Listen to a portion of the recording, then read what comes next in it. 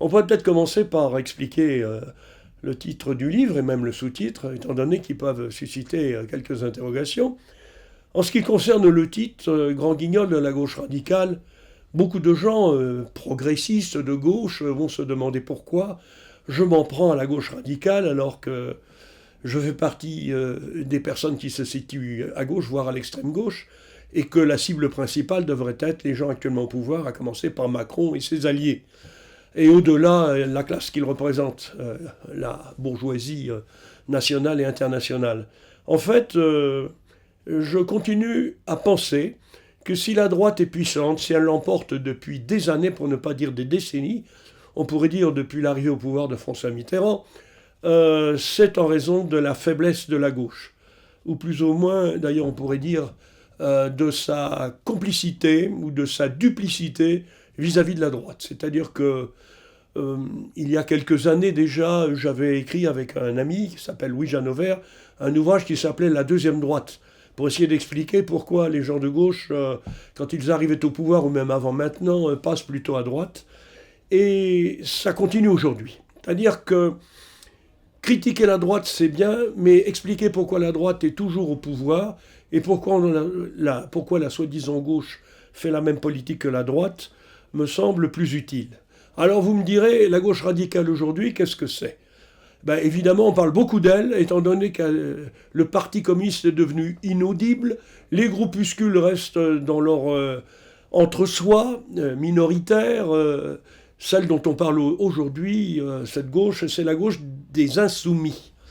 Alors, je n'ai pas décidé de consacrer l'essentiel de mon livre aux insoumis, mais bon nombre des chapitres y sont consacrés pour la raison suivante. J'ai été témoin de toutes les illusions et après les désillusions du peuple de gauche, comme on l'appelait jadis, quand le Parti socialiste est arrivé au pouvoir, donc en 1981. Et j'aimerais bien que ça ne recommence pas si, dans quelques années, ou plus brièvement, arrivait au pouvoir une gauche dite insoumise, qui, quand on analyse de près les théories, les explications, les discours, les pratiques de ses leaders, et notamment de son leader en chef, j'ose pas dire le Führer, alias Mélenchon, il se retrouve gros gens comme devant, cocufiés on pourrait dire, une fois ces gens-là au pouvoir. Et c'est la raison pour laquelle j'ai essayé, à travers une série de chapitres, d'articles, dont certains ont été publiés sur le site internet d'une librairie parisienne qui s'appelle Tropique, d'autres qui n'ont pas été publiés, d'autres publiés ailleurs, d'essayer de montrer comment derrière ces discours qui sont souvent très démagogiques, on retrouve, ou plutôt on ne retrouve pas, l'essentiel de ce qu'était un discours de gauche. Et pour moi, un discours de gauche est un discours anticapitaliste, où les mots socialisme et les mots communisme, bien qu'ils aient été dévalués par les pratiques des gens qui s'en réclamaient, des organisations, des États, des partis, me semblent toujours valables pour définir une alternative au capitalisme.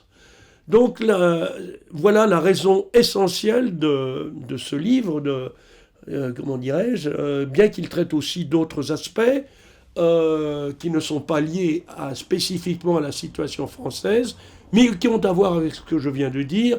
On y reviendra peut-être, notamment la disparition, parmi d'autres disparitions en France, de ce qu'était l'anti-impérialisme. L'impérialisme, c'est un terme qui a disparu du vocabulaire de la gauche officielle, mais aussi de la gauche dite radicale, y compris d'ailleurs de l'extrême gauche, trotskiste, y compris parmi les anarchistes, alors que depuis la chute du mur de Berlin, il y a eu des guerres en chaîne qui se sont déclenchées à l'initiative des États-Unis et de leurs alliés, notamment l'Angleterre, mais aussi la France, sans parler de différents autres vassaux.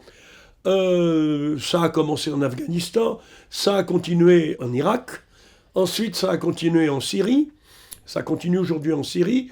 Ne parlons pas aussi d'autres pays. Actuellement, il y a des initiatives impérialistes. Donc, les guerres qui se mènent actuellement de par le monde sont toujours à l'initiative actuellement par djihadisme interposé. Ça, c'est une autre question que j'aborde aussi dans cet ouvrage, du rôle des djihadistes comme, comment dirais-je, supplétif de l'impérialisme à l'échelle internationale, On sait depuis maintenant de plus en plus que Daesh, pour l'appeler, ou l'État islamique, ou Al-Nosra, qui a changé de nom, ont été soutenus, financés, non seulement par l'Arabie Saoudite ou le Qatar, mais appuyés en sous-main par les États-Unis. Et la France aussi en ce qui concerne Al-Nosra en Syrie. Rappelez-vous ce que disait Laurent Fabius, disant qu'Al-Nosra faisait du bon boulot. Des massacres en Syrie sur lesquels je n'insiste pas, on va en savoir de plus en plus dans les années qui viennent. Et malheureusement, ce qui est la gauche dite radicale est non seulement silencieuse vis-à-vis de cette dimension fondamentale de l'évolution des rapports de force à l'échelle internationale, mais en plus, certains appuient même sous couvert de rébellion modérée, de lutte pour la démocratie, les groupes djihadistes. Donc, je traite de cela aussi. Je veux dire que là, il y a un désarmement idéologique, si on peut dire, de la part de cette gauche radicale, ou qui se dit radicale, vis-à-vis de l'impérialisme, ce qui me semble regrettable. Mais pour en revenir à la situation française, alors je parle aussi effectivement de différentes expériences, comme celle de la Grèce, où on a misé sur une gauche radicale là-bas, enfin le peuple, et on a vu le déculottage, si on peut dire, de M. Tsipras face à la Troïka qui l'a condamné pendant des années pour arriver au pouvoir. Ça a été la même chose et ça continue en Espagne avec Pablo Iglesias qui se montre extrêmement prudent depuis qu'il n'est pas arrivé au pouvoir, mais ils ont quelques succès sur le plan local dans certaines municipalités et régions. Et on s'aperçoit que tous ces radicaux autoproclamés ne remettent pas en cause le pouvoir de la droite dans les pays où ils agissent. Alors donc, voilà en gros la raison fondamentale de cet ouvrage. C'est lutter contre ou mettre en garde les lecteurs contre une gauche, une nouvelle vague de gauche dite radicale, pseudo, alors on dit même plus anticapitaliste. Ils ne se prétendent pas anticapitalistes, on le verra. Ils utilisent un autre vocabulaire du genre nous sommes écologistes, sociaux, nous sommes humanistes. C'est le mot qui revient le plus souvent chez les insoumis en France. Il y a un changement dans le vocabulaire qui est significatif. Donc mettre en garde les gens qui pourraient avoir des illusions sur ce qui est présenté comme une alternative non pas au capitalisme, on dit maintenant l'oligarchie, on ne dit plus le mot bourgeoisie, mais qui, une fois au pouvoir, fera la même politique, avec évidemment quelques petites améliorations, mais de caractère, je dirais, quantitatif, mais pas qualitatif. Ça sera toujours un capitalisme, peut-être à visage humain, à visage écologique, un capitalisme adouci, amendé, civilisé, citoyen, pour utiliser, j'y reviendrai là-dessus, le terme qui revient le plus souvent dans leur discours, nous sommes des citoyens. J'aimerais bien savoir comment on définit le citoyen autrement que de manière officielle. D'ailleurs, ils parlent de révolution citoyenne. C'est une révolution qui ne fait peur à personne. C'est pas une révolution socialiste, c'est pas une révolution prolétarienne, c'est pas une révolution communiste. Voilà en gros la raison d'être de cet ouvrage. Alors, j'ai l'air bien sérieux quand j'en parle. Même, on pourra dire autoritaire, doctrinaire, sectaire, pour utiliser tous les mots que l'on veut. Mais j'ai pas ce tempérament d'esprit de sérieux, d'autant plus que je n'ignore pas les limites de l'efficacité de ce que l'on peut faire et ce à quoi on peut aboutir avec un ouvrage, avec des articles, avec des discours écrits ou verbaux. J'ai un tempérament plutôt farceur, moqueur, et c'est la raison pour laquelle j'ai décidé de traiter une situation qui pourra paraître désespérante, déprimante, le fait que la gauche est toujours perdante, ou qu'il n'y a plus de gauche véritable, sur le mode humoristique, sur le mode farcesque. C'est-à-dire que, reprenant, je ne vais pas faire comme Frédéric Lordon, le pédant, reprenant néanmoins Spinoza, qui disait, mais je prends une autre citation, ni rire ni pleurer, mais comprendre. Moi je pense qu'on peut comprendre, mais essayer de montrer ce que l'on a compris de manière burlesque, de manière bouffonne. C'est-à-dire que je pense que beaucoup de gens, beaucoup de situations, beaucoup de propos, beaucoup d'attitudes aujourd'hui de cette pseudo-gauche, me semble, si on le regarde à partir d'un certain prisme, on le regarde de manière ironique et en essayant de trouver ce qu'il y a de comique là-dedans. Autrement dit, pour résumer en une formule, traiter le grotesque par le burlesque. Et c'est la raison pour laquelle le sous-titre de cet ouvrage est un peu bizarre, il n'apparaît pas du tout il n'apparaît pas du tout clair à beaucoup de gens, sauf ceux qui ont fait de l'espagnol, marxisme-burlonisme. Alors, marxisme, on sait ce que c'est. C'est à partir d'une analyse de classe que tout ce livre a été écrit. Depuis le temps que j'écris des livres ou des articles, ou je fais des conférences, maintenant je suis à la retraite, comme on dit, mais pas en retraite, toujours dans un combat plus ou moins frontal avec les imposteurs et les bouffons qui se prétendent de gauche, ou plutôt contre eux. Burlón, c'est en fait un terme espagnol, du fait que j'ai une culture un peu très influencée par l'Amérique latine et l'Espagne. Et burlón en espagnol veut dire justement bouffon, grotesque. Et une manière... burlón, c'est à la fois faire le clown, mais traiter de manière burlesque des gens qu'on considère comme des clowns ou des guignols. C'est la raison pour laquelle j'ai utilisé le mot burlón, je l'ai francisé.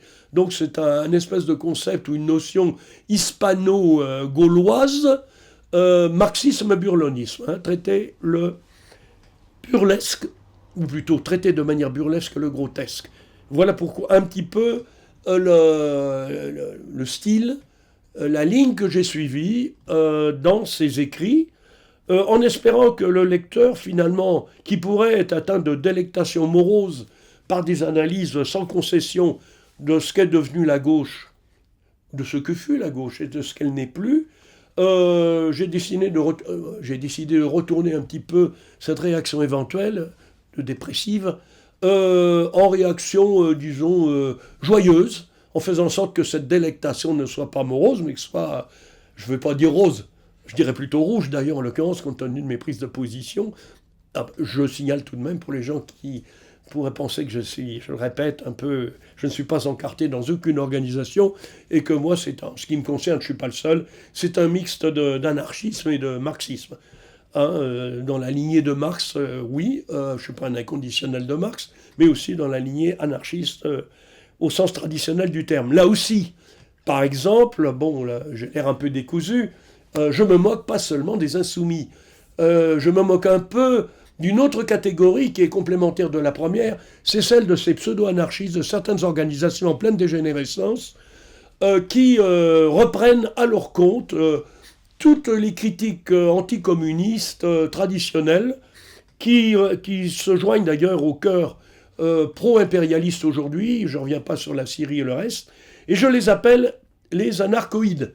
Pourquoi les anarchoïdes? Alors ça vient du grec, c'est pas pour faire pédant, c'est oidos, qui veut dire en français qui a l'air de, qui ressemble à, mais qui n'est pas. Les anarchoïdes, ce sont des gens qui se réclament de l'anarchisme, mais dont les prises de position et les analyses sont des analyses, pour moi, complètement contre-révolutionnaires. C'est un milieu que je connais bien, c'est un milieu d'où je viens, un milieu auquel je n'ai pas rompu en ce qui concerne les gens qui sont restés tout de même dans la lignée anarchiste liée au mouvement ouvrier de jadis, hein. Je ne vais pas faire de la pub pour la CNT et la Fédération anarchiste, mais ceux-là on pourrait dire, qu'ils ne sont pas encore tombés dans les dérives et les déviations des autres, pour citer ceux qui sont complètement maintenant à la masse, alternative libertaire, par exemple. Si on lit les derniers écrits, c'est consternant. Mais disons que, même s'il est question d'eux dans cet ouvrage, l'essentiel, je le répète, c'est l'insoumis. Alors, insoumission, ça me fait rigoler. Vu mon âge, j'appartiens à une génération pour qui le mot insoumission avait une signification. Ça désignait les 15 000 à peu près jeunes gens qui avaient refusé de faire le service militaire durant la guerre d'Algérie, participer à la répression du mouvement de libération anticoloniale. On les appelait les insoumis, eux-mêmes s'étaient appelés les insoumis, parce qu'ils avaient fui la France, où ils se sont retrouvés en tôle, avec des amendes, etc. C'était les insoumis, c'était le nom officiel.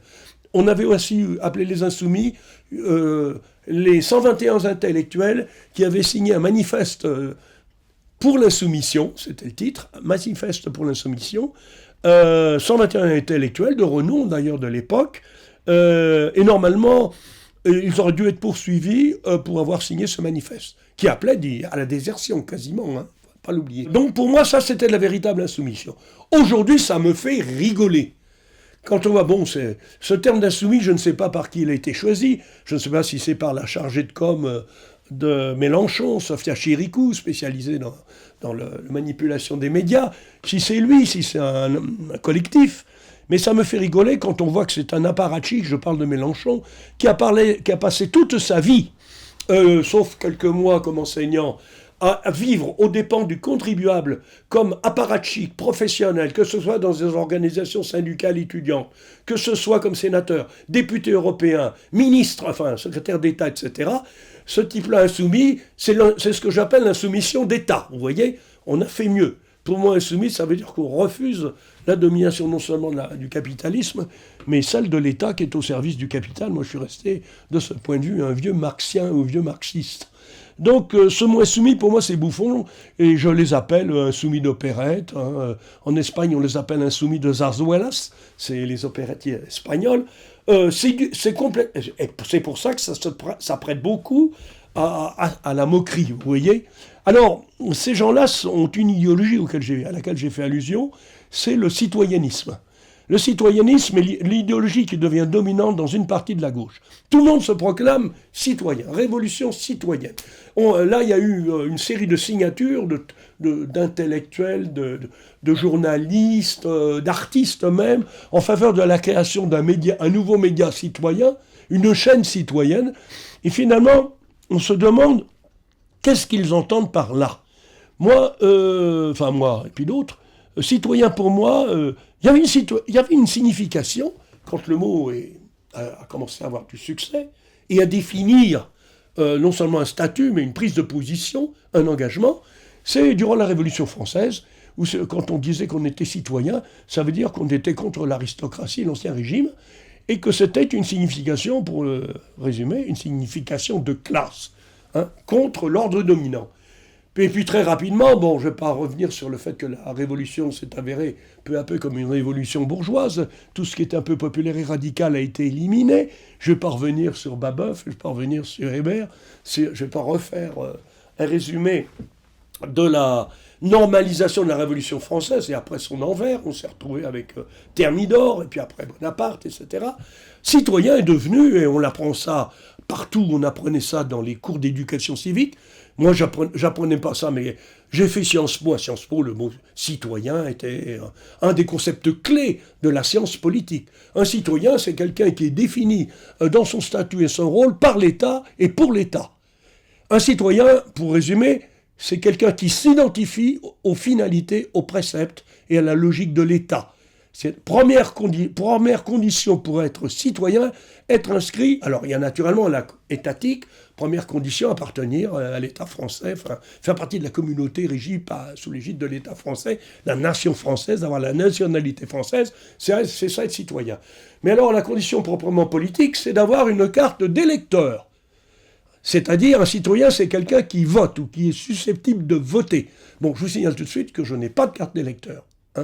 Donc, je ne suis pas un citoyen, ou alors je suis un mauvais citoyen. Un citoyen qui ne vote pas, un citoyen qui n'a pas de carte d'électeur, ça n'est pas un citoyen. Or, aujourd'hui, les mots qui reviennent sans arrêt, et alors, dans le cas des insoumis, c'est leur ligne de conduite, du moins officielle, c'est « notre révolution est citoyenne ». On ne sait plus où est l'ennemi. Tout le monde est citoyen. Alors, Bernard Arnault est citoyen. La caissière de supermarché est citoyenne. Tous les gens qui votent sont citoyens. On se définit en fonction de l'État. Si on revendique le statut de citoyen, on se fait l'agent bénévole et zélé des finalités de l'État. Alors bien entendu, tout l'enjeu est selon eux, de faire en sorte que l'État ait une politique citoyenne elle-même, qu'elle ne soit pas au service de l'oligarchie, puisqu'on ne prononce plus le mot bourgeoisie. Moi, tout cela me fait rire. C'est pour ça que c'est pour ça que je le traite de manière burlesque. Le dernier chapitre, qui est le plus long de mon petit ouvrage, qui s'appelle « Je vote, donc tu suis ». Vous avez capté le jeu de mots, je suppose. C'est-à-dire que voter, c'est être.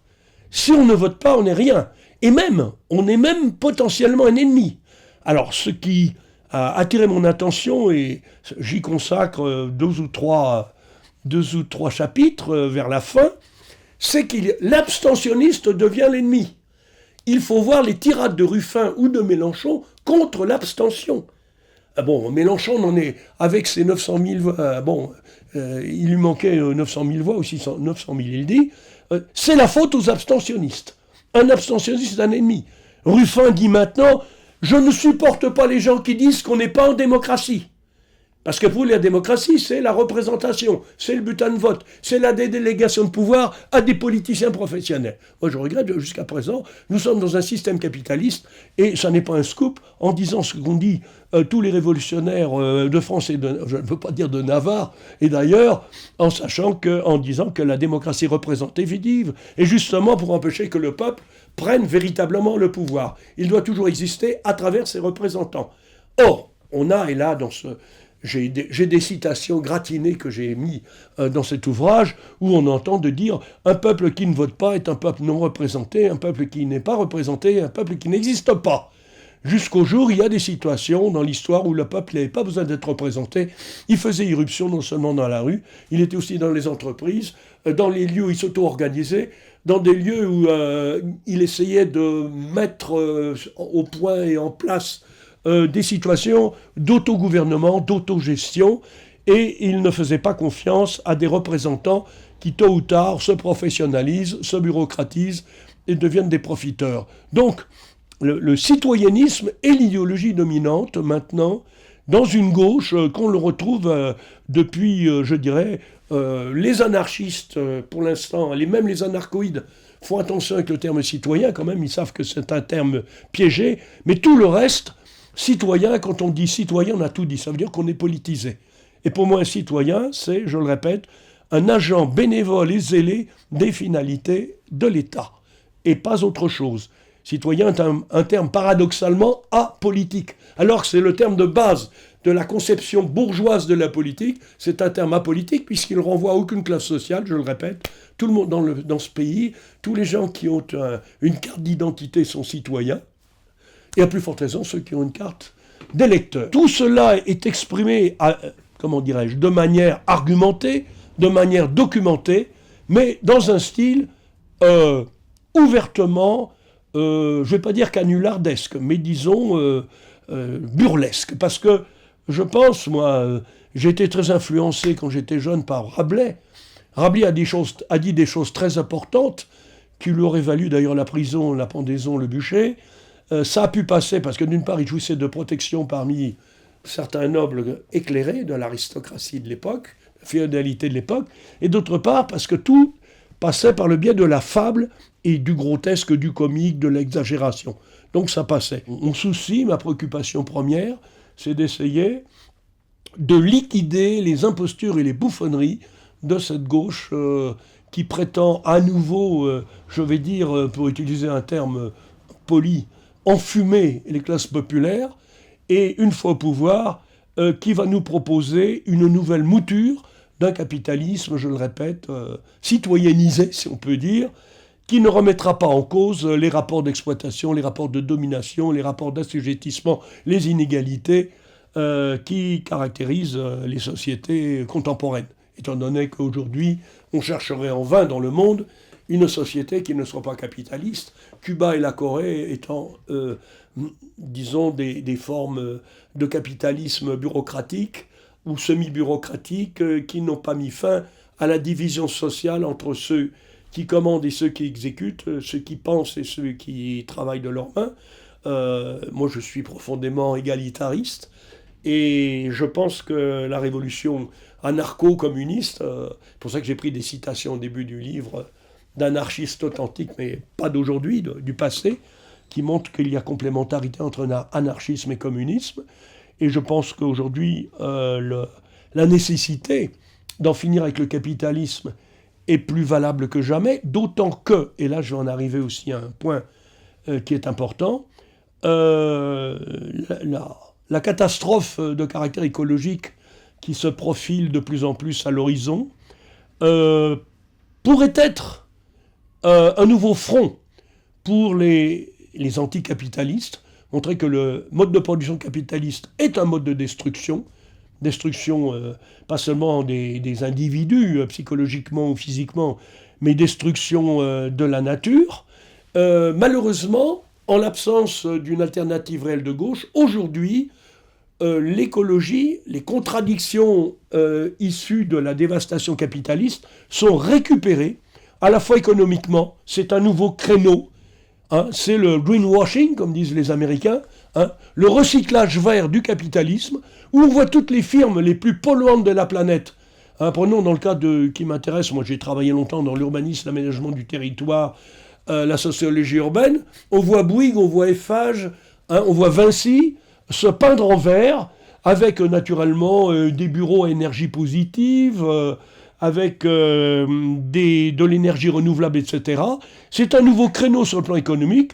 Les marchandises bio vendues chez Auchan, vous le voyez, les rayons sont pleins. C'est du bio d'ailleurs de plus en plus industriel, mais ça on ne le dit pas, ou du moins on le dit mais c'est pas répercuté.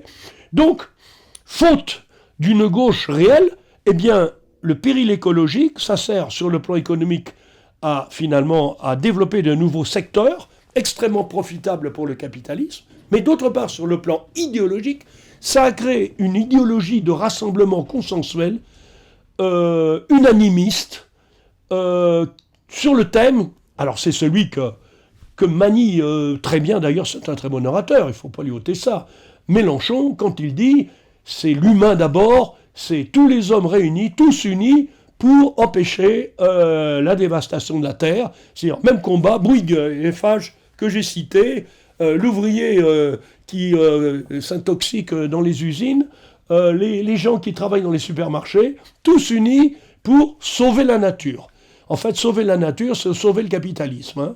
Ça, on pense qu'à chaque fois que vous entendez il faut sauver la nature, il faut sauver la planète, tous unis pour défendre la planète, c'est en fait la promotion d'un capitalisme vert où les sauveurs seront ceux qui dévastent la planète, mais ça met, comment dirais-je, hors jeu toute analyse de classe qui montrerait que dans ce domaine comme dans les autres, il y a ceux qui polluent et puis il y a ceux qui sont pollués. Alors là, en l'occurrence, on est en plus pollué par ce discours unanimiste avec cette fameuse transition écologique hein, qui a remplacé la transition socialiste au communisme. On ne sort pas du capitalisme, on le reverdit. Et les solutions qui sont préconisées, il faut les voir. Les économies de la mer, pour prendre un exemple, économie de la mer, comme dirait Mélenchon, pour moi c'est économie de la mer, excuserez le langage, ça veut dire en fait on va piller l'océan, on va le dénaturer, on va trafiquer le plancton, on va utiliser ce qui reste de poissons, il y en a de moins en moins entre parenthèses, on va mettre des éoliennes un peu partout. Bon, je suis un peu sensibilisé à ce problème parce que j'habite aussi en port de mer, dans un port de pêche, où on va implanter des éoliennes de 200 mètres de haut chacune, qui vont ruiner la pêche, ruiner le tourisme, saccager le paysage. Qui est-ce qui est derrière ces éoliennes en ce qui concerne le capitalisme? C'est deux firmes, General Electric et Siemens.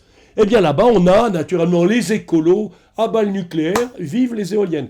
Mais les éoliennes, c'est des nouvelles industries, des nouvelles machineries qui vont naturellement profiter à ceux qui les fabriquent, à ceux qui les gèrent, et qui ne vont pas mettre fin au problème. Parce qu'il y a un problème de fond, mais celui-là, je ne vais pas l'aborder parce que ce n'est pas mon sujet. C'est celui du changement drastique qu'il y aurait opéré, de remise en cause d'une société fondée sur la consommation, d'objets de plus en plus inutiles, de plus en plus polluants, de plus en plus chers par ailleurs, qui fait que tant qu'on ne changera pas ce modèle de consommation, toutes les solutions que l'on apportera ne feront qu'aggraver les problèmes. On s'aperçoit que toutes les solutions qui sont proposées sont des solutions techniques à des problèmes qui résultent finalement de l'envahissement de la société par des infrastructures, des objets techniques qui contribuent à accentuer la pollution. Hein, on ne va pas prendre l'exemple de où vont... actuellement, on sait par exemple que les smartphones, les iPads et compagnie accroissent les besoins d'électricité. Donc on se demande comment produire plus d'électricité, d'une manière autre que par le biais du charbon ou que par le biais de l'atome, et on va chercher à polluer encore davantage le monde. On ne va pas le chercher d'ailleurs, c'est comment faire du fric. Si on prend le lithium qui sert en ce qui concerne le chauffage, un chauffage alternatif, les panneaux solaires, le lithium et les panneaux solaires, premièrement c'est produit dans des pays où les mineurs qui produisent le lithium, ils ont une espérance de vie qui ne dépasse pas 45 ans, que c'est complètement polluant, qu'il y a des décharges dans des zones éloignées qui ne sont évidemment pas l'Europe ni les pays très développés, et que, somme toute, cette industrie dépolluante ou ces énergies dites alternatives contribuent en fait à accroître la pollution par d'autres biais. Mais je ne veux pas insister là-dessus, ce n'est pas ma spécialité, mais c'est pour dire, pour en venir à cette gauche, ça y est, transition écologique. On va faire un capitalisme reverdi, où tout le monde sera uni, hein, c'est pour ça que je dis c'est consensuel, unanimiste, sera uni avec un seul ennemi. Il n'y a plus d'ennemi de classe, évidemment. L'ennemi, c'est l'homme lui-même, c'est l'humain. Alors, l'humain doit se changer, l'humain doit se transformer. Mais par le biais du Saint-Esprit, tant qu'on est dans une société de classe, je ne vois pas comment l'humain, avec des guillemets, pourrait se transformer. Tant qu'on reste avec ce clivage donc, entre dominant et dominé, la transformation de l'humain n'est pas pour demain. Simplement, l'opposition, si on peut dire, les contradictions vont changer de forme, évidemment, mais on sera toujours dans une société de classe. On pourra me reprocher, si on se replace cette fois-ci dans le court terme, dans l'immédiat, dans l'actualité, comme on dit, de ne pas tenir compte des mouvements qui commencent à se manifester en France et ailleurs, mais restons en France pour le moment, contre, par exemple, les réformes, entre guillemets. Là aussi, il y a un changement de vocabulaire. Jadis, réforme, ça avait un sens progressiste. Maintenant, ce sont des réformes contre-révolutionnaires régressives, hein, qui remettent en cause tous les droits acquis par les travailleurs depuis des décennies, pour ne pas dire des siècles. Et d'oublier qu'il y a une mobilisation, une sensibilisation contre des classes populaires, contre la loi travail, M. Khomri avant, maintenant c'est Macron, et que somme toute, peut-être il y aurait des raisons d'être optimiste, on pourrait croire qu'on assiste à un réveil de la combativité des victimes du capitalisme. C'est exact, sauf que ce dont j'ai peur, j'ai peur de la même chose, je l'évoquais tout à l'heure, à savoir que l'on retombe dans les mêmes illusions, parce qu'on a affaire à des illusionnistes, qu'en 1981. Là aussi, il y avait des mobilisations. Là aussi, rappelez-vous, à la fin des années 70, dans la foulée de 68, mais la voie était encore électorale, une fois de plus, c'était le socialisme, une idée qui fait son chemin. Bon, on a vu que ceux qui faisaient leur chemin, finalement, c'était les arrivistes qui se réclamaient du socialisme. Aujourd'hui, on peut dire, regardez, ça bouge, il y a des grandes manifestations. Le 23 septembre, il y a eu encore une grande manifestation des Insoumis. Aujourd'hui, manifestation unitaire ou des fonctionnaires. Donc ça bouge. Bon. Mais pour reprendre un vieux slogan gauchiste des années 70, tout ce qui bouge n'est pas rouge. Et j'ai bien peur que ça bouge pour aller nulle part, pour aller justement vers des pseudo-solutions qui ne touchent pas aux véritables problèmes. Quand on nous dit, moi j'ai participé à la manifestation, parce qu'il faut quand même que je vois comment ça se passe sur le terrain, à la manifestation du 23 septembre, organisée par les Insoumis, enfin par Mélenchon et sa bande.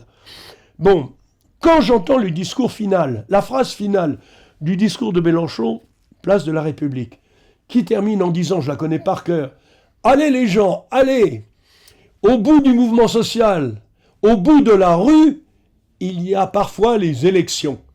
Autrement dit, l'élection, c'est le nec plus ultra, le débouché miracle qui va tout changer.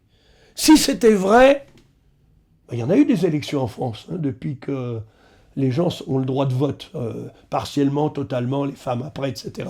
Si les élections, comme disait un vieil anarchiste belge dont je ne me souviens plus le nom, à la fin du 19e siècle, il disait si les élections pouvaient changer quelque chose, il y a longtemps qu'elles seraient interdites. Effectivement, c'est parce que c'est une pseudo-solution. Je veux dire, moi, je reconnais parfaitement, je lisais encore, je suis un abonné fidèle des blogs de Mélenchon. J'aime beaucoup le voir d'abord, parce que c'est un spectacle. J'aime beaucoup Mélenchon, d'une certaine manière. Je vois que c'est un bon acteur, un bon tribun, un bon orateur, c'est un politicien professionnel, comme on en faisait sous la 4e République, hein, un tribun qui est sur une tribune, sur un podium. Bon, et je suis toujours de très près, je prends des notes, ce qu'il dit, ce qu'il écrit. Bon, à le lire, et si on le lit superficiellement, on dit, qu'est-ce qu'il met aux gens de droite ? Il traite les journalistes vraiment comme ils doivent être traités, comme des serpillières, hein, comme des valets, comme des laquais. Là son dernier blog, il est victime, le pauvre Mélenchon, d'attaque. Il faut dire ce qu'il a en face. Il a en face une droite complète, enfin celle qui est élue complètement, et les journalistes totalement stupides et imbéciles. C'est du niveau, c'est le degré zéro de la pensée ce qu'il a en face. Et les buzz dont il est victime, parce que là il pleure dans son dernier blog, il est sans arrêt attaqué, on le traite de futur dictateur, de partisan de Maduro, enfin ça c'est sans arrêt. Je veux dire, c'est du gâteau pour lui.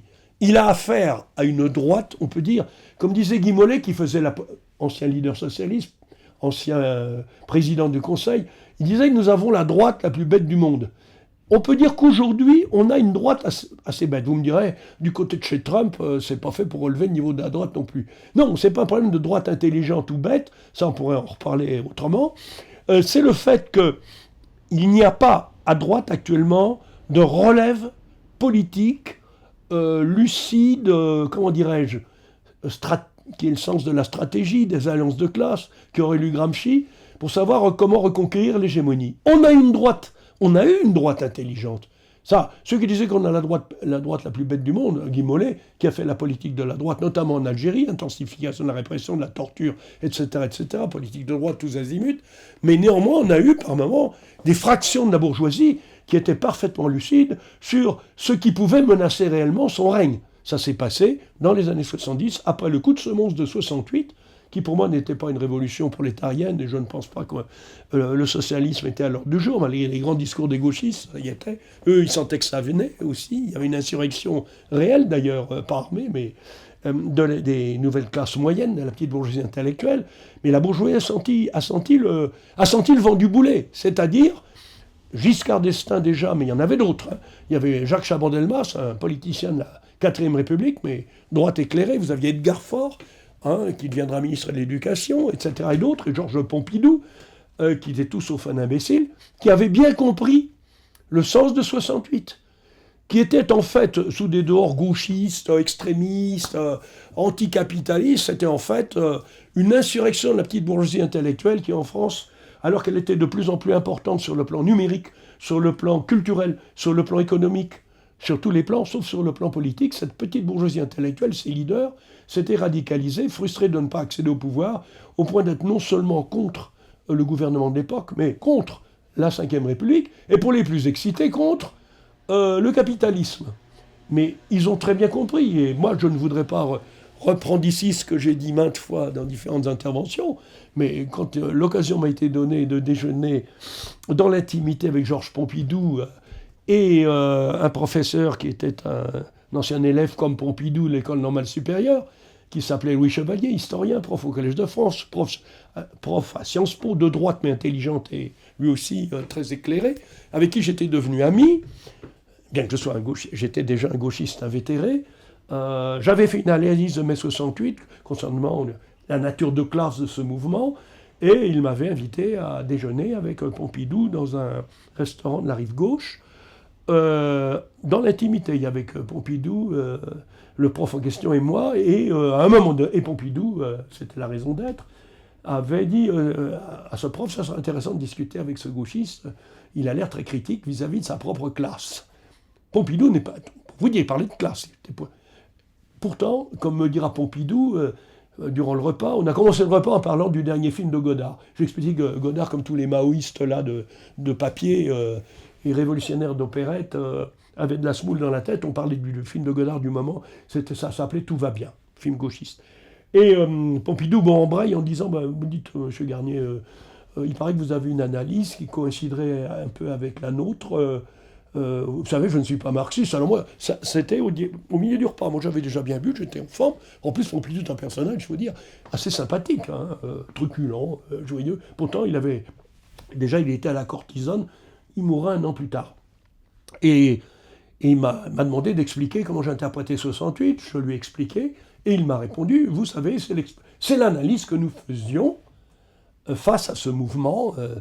Et alors l'analyse, c'était que, il me l'explique, l'analyse que nous faisions, c'est que tous ces gens qui s'agitaient beaucoup avec des drapeaux rouges, des bannières à bas le capitalisme, des portraits de Ho Chi Minh, de Che Guevara, tous ces gens-là n'étaient pas si dangereux que ça. Simplement le général de Gaulle, c'est Pompidou qui parle, c'est pas moi maintenant. Vous savez, le général de Gaulle me dit Pompidou, il était un peu vieille France. Il y a des choses qu'il ne comprenait pas, et il nous avait dit, moi je vais demander à Massu un ou deux commandos de parachutistes pour débloquer la Sorbonne, le plateau de la Sorbonne qui était occupé. Et nous lui avons dit, me dit Pompidou, nous lui avons dit, mon général, vous savez, tous ces gens-là qui s'agitent comme ça, c'est la future élite du pays. On ne tire pas sur l'élite future du pays. Et le général de Gaulle nous avait répondu, toujours me dit Pompidou, je vous donne une semaine pour débloquer la Sorbonne. Et il dit, c'est ce qu'on a fait. Nous avons négocié. Alors, je lui ai posé deux questions à Pompidou. Je lui ai dit, monsieur le Président, j'étais poli là, monsieur le Président, deux choses. Vous dites toujours nous. Qui est-ce nous? Il dit, c'était monsieur Edgar Faure, qui va devenir ministre de l'Éducation, et monsieur Maurice Grimaud, préfet de police de Paris, responsable du maintien de l'ordre. Donc, tous les trois avaient compris la nature de ce mouvement. Et je lui ai dit, les négociations, c'était avec qui?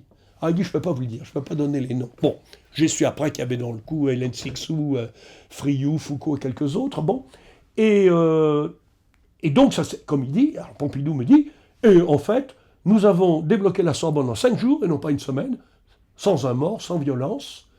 Et j'ai dit, oui, il dit, ça s'est bien passé, parce que de toute façon, ces gens-là, ce n'était pas la révolution et le bouleversement de la société qui était à l'horizon, c'était des gens qui étaient frustrés de ne pas savoir ce à quoi ils aspiraient, c'est-à-dire un peu plus de pouvoir politique, d'expression officielle dans nos institutions, ce que l'on fera après.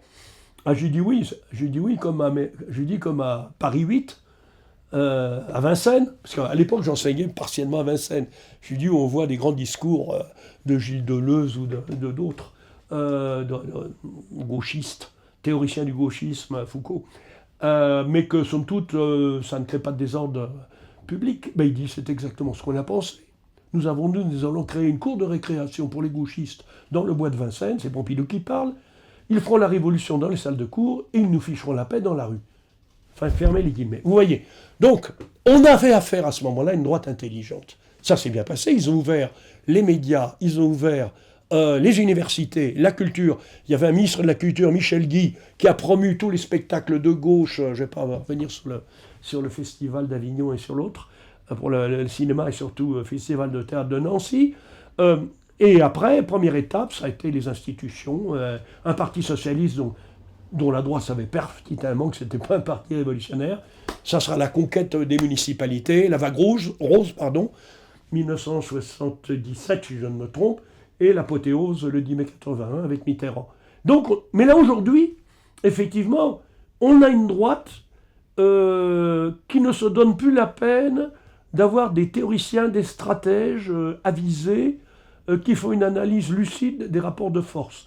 On a un Macron qui n'est pas idiot, mais c'est avant tout un énarque. Et les énarques, contrairement aux normaliens, sont quand même une vision qui manque d'amplitude. Très souvent, c'est une vision technocratique et gestionnaire des rapports sociaux.